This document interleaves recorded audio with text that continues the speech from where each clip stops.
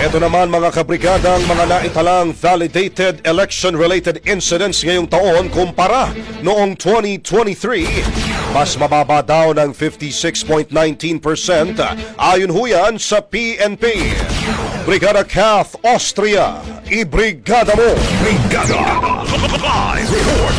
Mas mababa ang bilang ng mga naitalang insidente na may kaugnayan sa halalan ngayong taon kumpara yan noong idinaos ang barangay and sangguniang kabataan elections noong 2023. Ito ang sinabi ng Philippine National Police ayon kay PNP Public Information Office Chief Colonel Randolph Tuanyo. Mas mababa ang naitalang 46 validated election-related incidents sa katatapos na midterm elections sa 105 na mga insidente noong BSKE.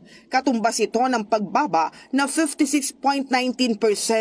Karamihan sa naitalang bilang ng validated ERI ay mula sa Cordillera Administrative Region. Sumunod ang Bangsamoro Autonomous Region, Calabarzon at Region 9, habang may naitala insidente sa Regions 3, 5, 6, 11, 12, 1, 8 at Region 10. In the heart of changing lives, ako si Brigada Kath Austria ng 105.1 Brigada News sa Manila, The Music and News Authority. Brigada Balita Nation.